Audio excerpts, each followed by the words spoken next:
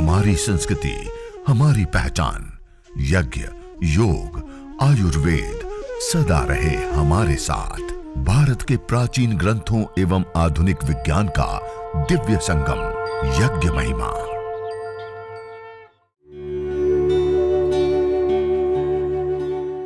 भारतीय संस्कृति में यज्ञ, योग एवं आयुर्वेद जैसी अमूल्य विद्याएं हैं, जिसका मूल है वेद।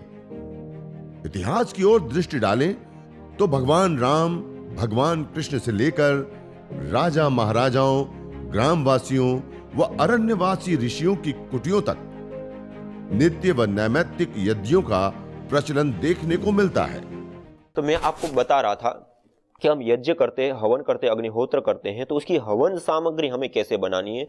तो उसके लिए मुख्य द्रव्यों के रूप में चावल, मिश्री, गिलोय, काले तिल और गुग्गुल, ये 3-4 द्रव्य ऐसे द्रव्य हैं जिसके अंदर ये चारों गुण प्रधानतया पाए जाते हैं। और केवल गुग्गुल से भी आप हवन कर सकते हैं। इसलिए कहा ना, घृत गुलगुलो होमे च सर्वोत्पात आदि, मतलब सभी प्रकार के उत्पात, रोग सब शांत हो जाते हैं। इसी प्रकार तिल भी एक ऐसा ही द्रव्य है। तिल के हवन से सभी प्रकार के उत्पात, सभी प्रकार के उपद्रव शांत हो जाते हैं। तो काले तिल का भी हम विशेष रूप से प्रयोग कर सकते हैं, विशेष रूप से प्रयोग ले सकते हैं। काले तिल से हम हवन करें। ऐसे गिलोय से भी आप हवन कर सकते हैं, मिश्री से भी कर सकते हैं, खाली चावल से भी। यदि आपके पास कोई हवन सामग्री के रूप में द्रव्य नहीं तो अपने घर में चावल अवश्य होते हैं, आप खाली चावल लेके हवन कर सकते हैं। तिल सभी जगह पे उपलब्ध हो जाते हैं, हम तिल से हवन कर सकते हैं। तो ये सस्ते भी द्रव्य होते, उपलब्ध भी द्रव्य होते, तो इससे भी हम हवन कर सकते हैं। लेकिन उसके साथ साथ यदि हमें विशेष लाभ प्राप्त करने के लिए विशेष और हवन करना है, तो उसके लिए जैसे हमने यह सामग्रियों का सम्मिश्रण, आस्था पूजा हवन सामग्री, जैसे उसका सम्मिश्रण है कई सारी जड़ी बूटियों का, उसका हमने प्रयोग कर लिया। और उसके साथ साथ थोड़ा सा चावल है, तिल है, गिलोय है, गुग्गुल है, उन सबको थोड़ी थोड़ी मात्रा में हमने मिला दिया। और यदि ये सामान्य हवन सामग्री होगी, सभी ऋतुओं में हम प्रयोग कर सकते हैं इसके लिए कॉमन हवन सामग्री। एक होती है विशेष हवन सामग्री। अब हम किस उद्देश्य से हवन करते हैं, सामान्य दैनिक हवन करना है तो इस प्रकार से हम सामग्री तैयार करें। और यदि हमें रोग विशेष हो गया है तो हमारी सामग्री उस रोग विशेष में बदल जाएगी। हर रोग के अनुसार अलग जो उसके विशेष द्रव्य है, उन द्रव्यों को लेकर के हम प्रयोग करेंगे। और जैसे अभी आज संसार में वायु प्रदूषण बहुत बड़ी मात्रा में फैला हुआ है, और वायु प्रदूषण के कारण आज 70 लाख से अधिक लोगों की मौत हो जाती है। और हमारे शास्त्रों में बताया, विषग्न धूप के रूप में घृते अनिले वा विष संयुक्ते खगाह श्रमार्ता प्रपंति भूमः।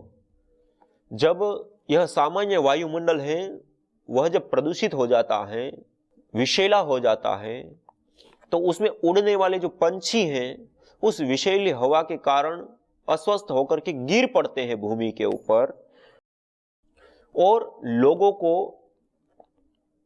गले के अंदर खराश, कास, खांसी, गले में जलन, सर्दी जुकाम, नासिका में जलन और आंखों में जलन आदि अनेक प्रकार के उपद्रव, अर्थात जो वायु प्रदूषण के कारण आज हम बड़े नगरों में, शहरों में देख रहे हैं, जो उत्पात होते हैं, उन उत्पातों को शांत करने के लिए, दूर करने के लिए यह कुछ विशेष द्रव्यों का विधान किया गया है, जिसमें इलायची है, लाख है, हल्दी है, अतीस है, हरड़ है, मोथा है, निर्गुंडी है, इलायची है, तेजपत्ता है, तगर है, फूल प्रियंगु है, कुष्ठ है, आदि आदि कुछ जड़ी बूटियां हैं।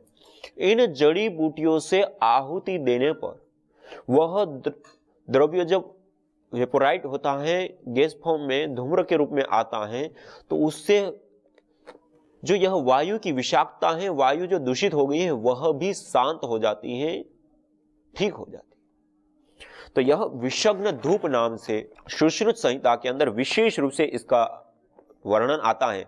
और यह प्रोडक्ट के रूप में भी आज पतंजलि योगपीठ से सब जगह पे उपलब्ध होगी। तो आप वायु प्रदूषण से बचना चाहते हैं या वायु प्रदूषण से विकारों को शांत करना चाहते हैं, तो आप विशेष रूप से इस सामग्री का प्रयोग लें। इसी प्रकार आपको हृदय से संबंधित रोग है तो अर्जुन की छाल और उसके साथ दालचीनी, पुष्करमूल, जटामासी, वच आदि कुछ जड़ी बूटियों का सम्मिश्रण करके जो जड़ी बूटी बनाई गई है, यह है हृदय हवन सामग्री, उसका हम प्रयोग लें। इसी प्रकार से जिनको फेफड़ों से संबंधित समस्या है, टीबी की समस्या है, चाहे किसी भी प्रकार की टीबी है, तो उसके लिए यह यक्ष्माहर हवन सामग्री है। इसी प्रकार से कॉमन जैसे सभी प्रकार के रोगों को, वात, पित्त और कफ दोषों को संतुलित करने के लिए त्रिदोष सामक जो जड़ी बूटियां होती है उसका सम्मिश्रण यह देव पूजा हवन सामग्री है। इसी प्रकार वायुमंडल को सुगंधित बनाने के लिए यह हमारे पास श्वेत चंदन हवन सामग्री, हवन धूप के रूप में है। तो श्वेत चंदन को हम अपनी हवन सामग्री में भी वैसे भी एक्स्ट्रा हम मिला सकते हैं, उसकी धुनी करके उसको सुगंधित भी कर सकते हैं। और श्वेत चंदन जिनको पित्त की प्रॉब्लम रहती है, पित्त से संबंधित रोग है, तो वो श्वेत चंदन से ही आहुति दे और उसी की धुनी करे, तो उससे शीतलता बढ़ती है, शीतल धूम्र मिलता है श्वेत चंदन देने से। तो श्वेत चंदन की धुनी देने पर वह जो रोग है पित्त से संबंधित वो शांत हो जाते, दूर हो जाते। और हमने देखा जिनको छाती में बहुत जलन हो रही है, सिर भारी हो रहा है, उल्टी सा हो रहा है, जब पित्त बढ़ जाता है तो ऐसी समस्या होती है, मूत्र में जलन होने लगती है, और आप श्वेत चंदन से हवन करिए और उसके बाद उसी की धुनी कर दीजिए, 15 मिनट के अंदर शांति मिल जाती है। तो ऐसे श्वेत चंदन है। इसी प्रकार जो माताओं बहनों से संबंधित अनेक प्रकार की समस्याएं रहती हैं, उन समस्याओं को दूर करने के लिए गर्भधा हवन सामग्री है। आज सबसे बड़ा संसार में फैलने वाला और खतरनाक भयंकर रोग कैंसर, उसकी शांति के लिए कैंसरनाशी हवन सामग्री है। जिनको मिर्गी की प्रॉब्लम है या फिर मस्तिष्क से संबंधित जो अनेक प्रकार की जो उपद्रव बीमारियां होती हैं, मस्कुलर डिस्ट्रोफी से लेकर के अलग अलग, उसके लिए ज्योतिषमती और मेध्य हवन सामग्री है। और इसी प्रकार वातज रोग है, घुटनों में दर्द, कमर में दर्द आदि है, तो उसके लिए वातारी हवन सामग्री है, और उसको साथ में घी के साथ तिल का तेल मिला करके हवन करने के लिए बोलते हैं, तो उसमें उसको विशेष लाभ होता है। तो ऐसे ऐसे अलग अलग आज 14 से अधिक हवन सामग्रियां भी रोगों के अनुसार आज उपलब्ध हैं, जिसका हम यदि हम सामान्य रूप से हवन करते हैं जैसे मैंने बताया ऐसे करेंगे, और विशेष रूप से करते हैं तो उसको हम उस रूप में लेंगे। और उस सामग्री को लेने के बाद हम, जैसे गाय का घी भी है, तो गाय के घी को हम पिघाल देते हैं, ऐसे तपा हुआ होना चाहिए, गर्म होना चाहिए, जैसे आप देख पा रहे हैं इस प्रकार का गर्म गाय का घृत लेकर के, और उसका हम प्रयोग लेते हैं विशेष रूप से यज्ञ करने के लिए, हवन करने के लिए, अग्निहोत्र करने के लिए। और यज्ञ हवन अग्निहोत्र करने के बाद जो घृत बच जाता है उसको थोड़ा सा हाथ में लगा करके, तपा करके लगाने पर, या कोई दर्द आदि है तो उस अंग के ऊपर, और उसको थोड़ा सा साफ छान करके साफ रख करके थोड़ा रख लेते हैं, और उसको नासिका में डालने पर बहुत विशेष लाभ होता है सभी प्रकार के रोगों में। और सामान्य रूप से स्वस्थ व्यक्ति को भी ये प्रयोग करना चाहिए कि जो यज्ञ के बाद घी बचता है उसको थोड़ा सा हाथ में लेकर के अग्नि से तपा करके चेहरे पर लगाएं, हाथों में लगाएं, कोई स्किन प्रॉब्लम आदि है तो वहां पे भी वो लगा सकते हैं। और उसके साथ साथ उस घी को छान करके ड्रॉपर में भर के रख ले, और हर रोज सोते समय नासिका में डाला करें 2-2, 4-4 बूंद। बहुत विशेष लाभ होता है, उससे हमारा मस्तिष्क पोषित होता है, हमारी स्मृति शक्ति बढ़ती है, वायु प्रदूषण आदि से जो दुष्प्रभाव होता है उससे बचाव होता है, और भी बहुत सारे लाभ उसके होते हैं। इस प्रकार गाय के घी का, और ये जो सामग्री बना रहे हैं उस सामग्री के अंदर भी इस गाय के घृत को थोड़ी सी मात्रा में ले करके इसमें मिला दिया, थोड़ी सी मात्रा में गाय का घी इसके ऊपर डाल दिया, और उसके बाद इस हवन सामग्री को हम मिला लेंगे थोड़ा सा। तो अभी हम मिलाएंगे, और उससे पहले अब एक आवश्यकता और होती है समिधाओं की। लकड़ी, यज्ञ के लिए समिधा, लकड़ी कौन सी ले, तो उसके लिए यह हमने पतंजलि योगपीठ से गोमय समिधा के रूप में यह उपलब्ध कराया है। आज सभी जगह पे उपलब्ध नहीं है, लेकिन आपके मुंबई में जरूर उपलब्ध है। तो यह गोमय समिधा, इसका हम प्रयोग लें। इसमें हम यह जो जड़ी बूटियां होती है, गिलोय आदि, उन कुछ जड़ी बूटियों का चूर्ण करके गाय के गोबर के अंदर मिला करके, और एक मशीन के माध्यम से उसको यह शेप दे दिया जाता है इस प्रकार का, और एक समिधाओं को सुखा देते हैं, लकड़ी को सुखा देते हैं। जब सूख जाती है गोमय समिधा हो गया, एक प्रकार का कंडाई है, लेकिन एक शेप विशेष इसको मिल गया, और उसके साथ साथ उसमें जड़ी बूटियां भी मिल गई। और इसके अतिरिक्त आम, पीपल, बरगद, गुलर, पलास, अपामार्ग, जिसको चिड़चिड़ा बोलते हैं, आक जिसको मदार बोला जाता है, और तुलसी आदि आदि समिधाओं का भी हम इस यज्ञ के अंदर, हवन के अंदर, अग्निहोत्र के अंदर हम प्रयोग लेते हैं या प्रयोग करना होता है या प्रयोग कर सकते हैं। और सभी ऋतुओं के लिए विशेष रूप से, और रोगों की शांति के लिए यह गाय के गोबर की समिधा विशेष रूप से लागू है। तो ये जो गाय के गोबर की समिधा हमारे पास है, पहले आज हम इसी समिधा से आपको हवन करके बताएंगे। तो हवन करने के लिए हमें हवन कुंड में समिधा लगाने का भी एक तरीका होता है। तो हमें कैसे करना है? तो पहले हवन कुंड के तल में छोटे छोटे टुकड़े करके नीचे डाल देते हैं। ऐसे आपके पास लकड़ी की है तो लकड़ी के टुकड़े आप छोटे छोटे डालेंगे, गोबर की है तो गोबर के टुकड़े आप छोटे छोटे उसके नीचे डाल देंगे। ऐसे जैसे मैं डाल रहा हूं, आप मेरे साथ साथ तैयारी कर लेंगे। तो ऐसे थोड़ी सी गोबर की लकड़ी को हमने तोड़ करके और उसको हवन कुंड के नीचे छोटे छोटे टुकड़े करके डाल दिए। ये हवन करने के लिए, अग्निहोत्र करने के लिए पूर्व तैयारी कैसे करती है वो बता रहे हैं आपको। तो इस प्रकार से छोटे छोटे टुकड़े करके हमने रख लिए। उसके बाद वेदी के हिसाब से, हवन कुंड छोटा मोटा कितना है उसके हिसाब से समिधाओं को काट करके हम इसमें इस प्रकार से लगा देते हैं। ऐसे वेदी के हिसाब से काटते हैं और उन समिधाओं को ऐसे लगाते हैं। दो को खड़ी लगा दी, तो उसके बाद दो समिधाओं को ऐसे आड़ी लगा देते हैं। ऐसे नाप की पूरी अच्छे से काट करके और ऐसे। तो इसमें क्या होता है कि जो हवा आ रही है वो हवा अच्छे से लग पाती है, चारों ओर से उसको मिल पाती है, तो धुआं भी नहीं होता है।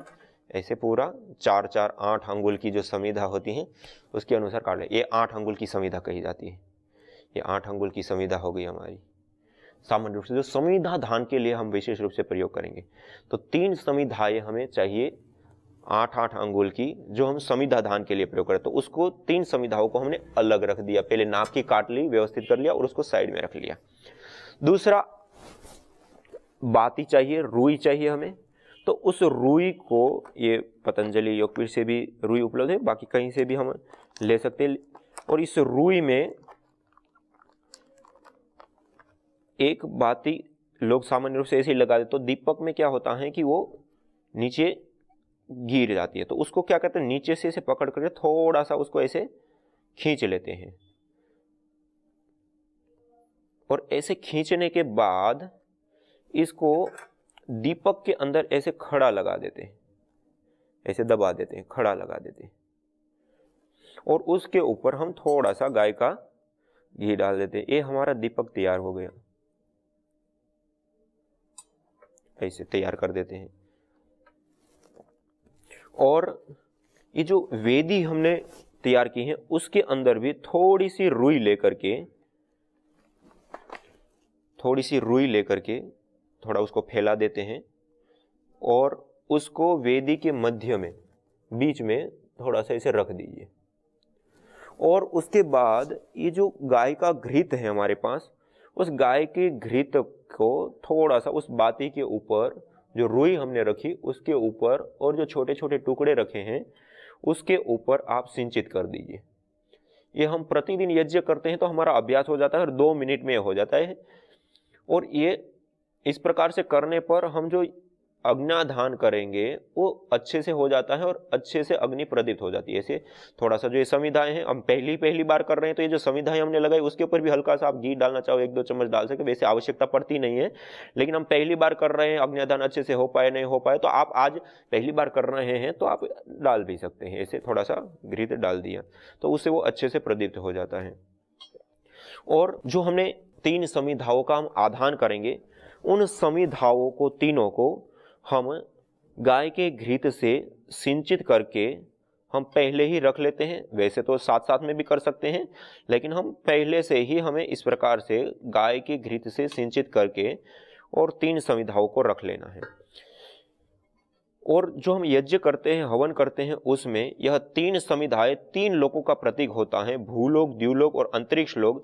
यह जो यज्ञ हम कर रहे हैं, अग्निहोत्र कर रहे हैं, यह इन तीनों लोकों में प्रसरित होने वाला, तीनों लोकों में संतुलन स्थापित करने वाला। इसलिए शास्त्रों में, वेदों में कहा, वसोह पवित्रमसि द्योरसि पृथ्वीरसि मातरि स्वानो धर्मोहसि परमेण धामनाद्रिह स्वमा वारमाते यज्ञपतिम वार्षित। यह तीनों लोकों में स्थित होने वाला, संतुलन स्थापित करने वाला होता है। तो इस प्रकार से तीन संविधाओं को हमने तैयार करके रख लिया।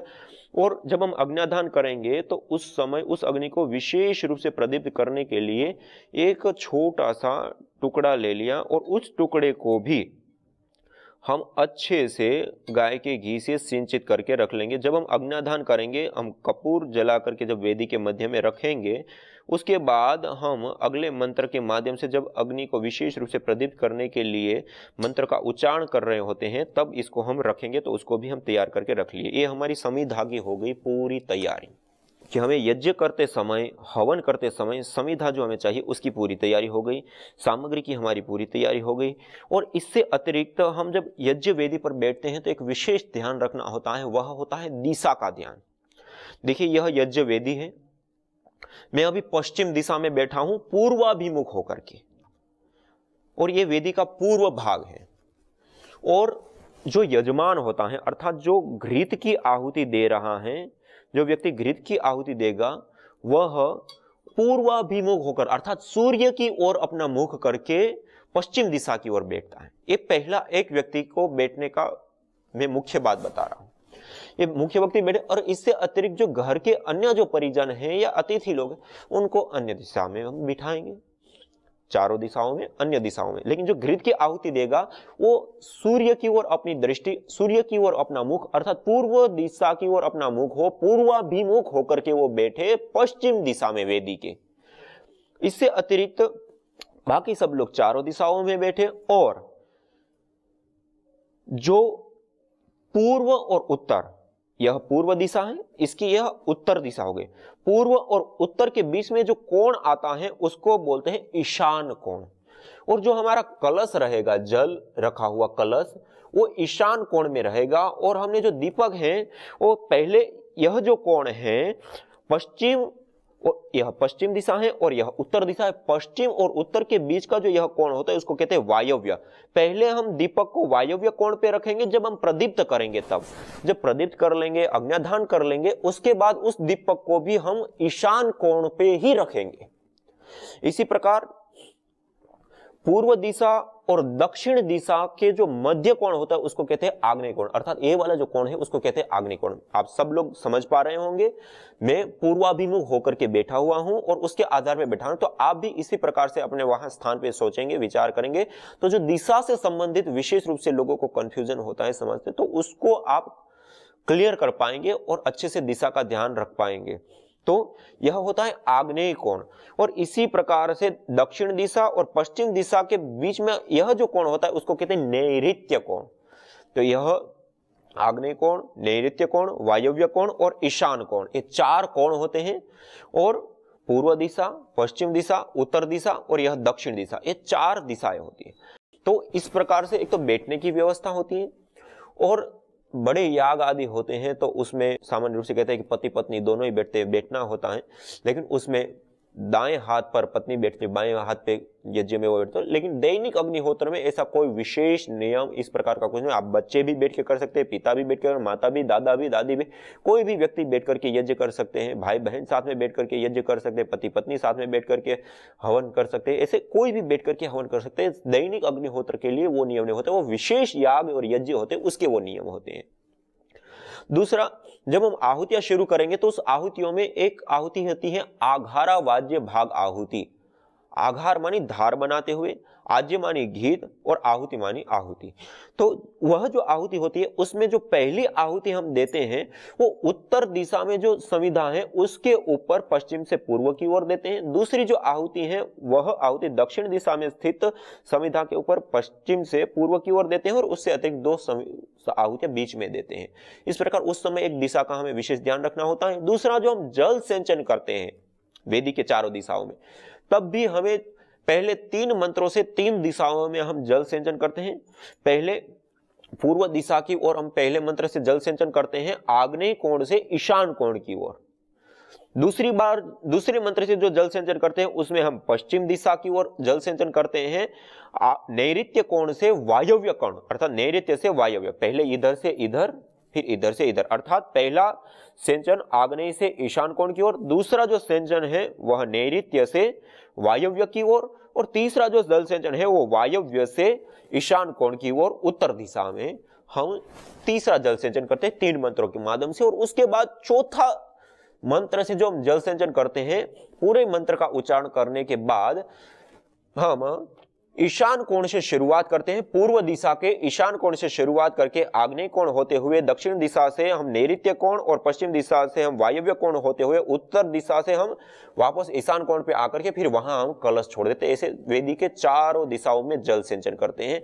यह एक जल सिंचन में भी दिशाओं का विशेष हम ध्यान रखते हैं। यह एक विधि होती है, उस विधि के अनुसार हमें यज्ञ, हवन, अग्निहोत्र, देव यज्ञ करना होता है। तो उसके बारे में आपको थोड़ा सा दिशा निर्देशन के बारे में कुछ विशेष बातें बताई। दूसरा, जिस स्थान पे हम यज्ञ करते हैं वहां पर हम तुलसी का पौधा है या फिर जो इंडोर आउटडोर कुछ अब विशेष पौधे हैं, जैसे मेरे पास अलग अलग पेड़ पौधे रखे हुए आप देख रहे हैं, तो इस प्रकार से हम अपने घर में गमलों के अंदर इंडोर आउटडोर कुछ पौधे भी लगा सकते हैं जो विशेष रूप से हमारे घर के अंदर, जैसे कुछ ऐसी घातक या हानिकारक गैसें होती हैं, उन गैसों को भी अवशोषित करने वाला होता है। जो हम यज्ञ करते हैं, हवन करते हैं, उससे भी कार्बन डाइऑक्साइड से लेकर के अलग अलग कुछ ऐसी गैसें होती है जो हमारे लिए हितकारी नहीं होती, लेकिन पेड़ पौधों के लिए बहुत ज्यादा उपयोगी होती है। तो ये पेड़ पौधे ले लेते हैं और हमें ऑक्सीजन दे देते हैं।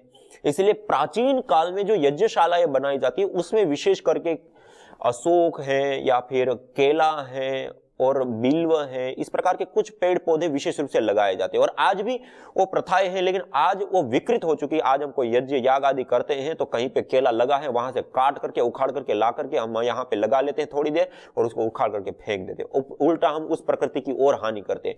तो हम अपने घर के आसपास में आंगन आदि है, कुछ ऐसी जगह है तो वहां पे लगाए, नहीं है तो गमले में भी हम पेड़ पौधे रख सकते हैं और लगा सकते हैं, लगाना चाहिए। लेकिन ऐसा कोई विशेष नियम नहीं है कि देव यज्ञ, दैनिक अग्निहोत्र जो हम करते हैं उसमें पेड़ पौधा आदि होना अत्यंत जरूरी और आवश्यक ही हो। यदि शास्त्र विधान की ओर से देखें, शास्त्र विधान में जो विशेष याग यज्ञ किए जाते हैं, बड़े याग यज्ञ किए जाते हैं, यज्ञशालाएं बनाई जाती है, उसके चारों ओर केले आदि के पेड़ पौधों को लगाने का वर्णन मिलता है। लेकिन देव यज्ञ, दैनिक अग्निहोत्र में विशेष रूप से इस प्रकार का कुछ देखने को नहीं मिलता। लेकिन हम लगाएंगे तो ये तो उपयोगी है, अच्छे हैं प्रकृति के लिए, हमारे लिए, और देखने में भी कितनी अच्छी हरियाली सी दिखती है, सुंदर सा दिखता है। तो इसलिए हमें थोड़ा सा पेड़ पौधा आदि भी हम लगा सकते हैं। दूसरा, हम ये यज्ञ करने के लिए कोई भी एक, ये जैसे मैं बैठा हूं इस प्रकार का कोई एक आसन ले लिया, आसन के ऊपर हम बैठे, नीचे बैठ करके यज्ञ नहीं करते हैं। यज्ञ करने के लिए हम आसन लेते हैं, उसके ऊपर बैठते हैं। हाथ आदि पहुंचने के लिए हम छोटे से कोई एक अच्छा, जैसे हम जल सिंचन आदि करेंगे या फिर आचमन आदि करेंगे तो उसके लिए एक अच्छा सा हम एक कपड़ा रख सकते हैं। दूसरा, हम सामग्री आदि मिलाएंगे या दूसरा जो अवशिष्ट हाथ होता है तो उसके लिए हम दूसरा कपड़ा, हम 1-2 रुमाल आदि हम रख करके उससे हम पोंछे। तो इस प्रकार से स्वच्छता के लिए भी हम रुमाल आदि विशेष रूप से रखें। इससे अतिरिक्त जिस स्थान पे हम यज्ञ करते हैं वह स्थान भी शुद्ध हो, पहले वहां झाड़ू पोछा आदि करके उसको शुद्ध कर लें और उस स्थान पे यज्ञ करें।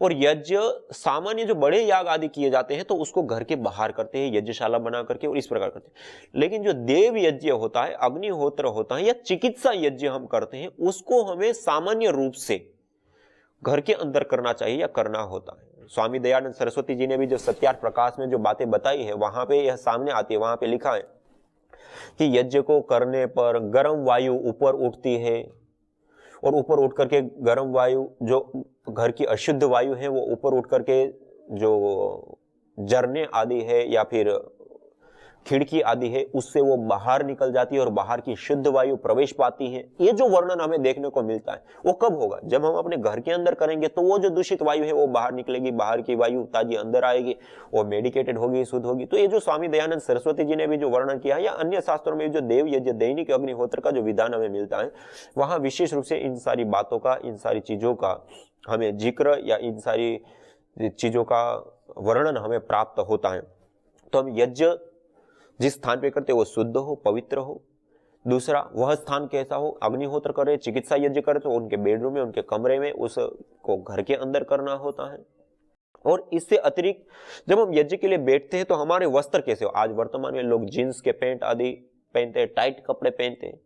तो सामान्य रूप से जब हम यज्ञ हवन आदि अग्निहोत्र करते हैं, चिकित्सा यज्ञ करते हैं, तो उस समय हमें हमारे जो सामान्य रूप से जो भारतीय परिधान है, कुर्ता पैजामा आदि, या जैसे साड़ी आदि माताएं बहनें, या फिर अलग जो भारतीय परिधान ड्रेस आदि है, उसका हम विशेष रूप से प्रयोग करें। उसको पहले जो खुला हो, हवादार हो, पतले हो, सामान्य जो वस्त्र सादे हो, उसका हम प्रयोग करें, उसको पहने और हवन आदि करें। आज पूरी दुनिया में केवल वायु प्रदूषण से प्रतिवर्ष 70 लाख से अधिक लोग मौत के मुंह में समा जाते हैं। प्रकृति के साथ मनुष्य के ऊपर भी अब खतरे की घंटी बज चुकी है। विकास की दौड़ में हम प्रकृति का जतन करना भूल गए हैं। मनुष्य अन्न के बिना 3 महीने, पानी के बिना 3 सप्ताह जीवित रह सकता है, परंतु हवा के बिना 2 मिनट भी नहीं। वही हवा जो जीवन देती है आज जानलेवा हो गई है, जिसका समाधान है यज्ञ एवं वृक्षारोपण। वेद का उद्घोष है, अयम यज्ञो भुवनस्य नाभिः। यज्ञ पंचभूतात्मक देह से लेकर ब्रह्मांड तक में स्वास्थ्य एवं संतुलन को कायम करता है।